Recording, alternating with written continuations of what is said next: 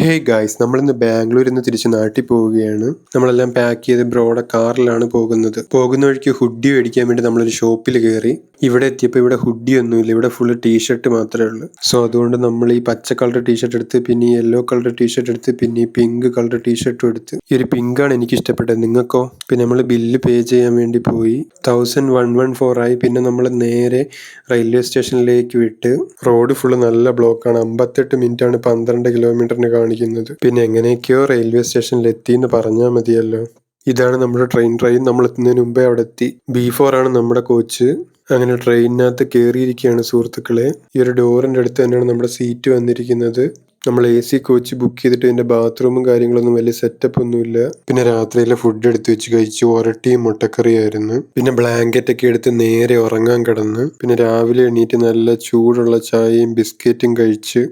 പിന്നെ തൃശ്ശൂർ എത്തിയപ്പോൾ നമ്മൾ ട്രെയിൻ പിടിച്ചിട്ട് നോക്കിയപ്പം രണ്ടുപേര് തമ്മിൽ ഈശോയെ, ഒരാൾ കത്രികയൊക്കെ എടുത്ത് ഒരാളെ കുത്തി. പിന്നെ നമ്മൾ കുറച്ച് മിനറൽ വാട്ടർ കുടിച്ച്.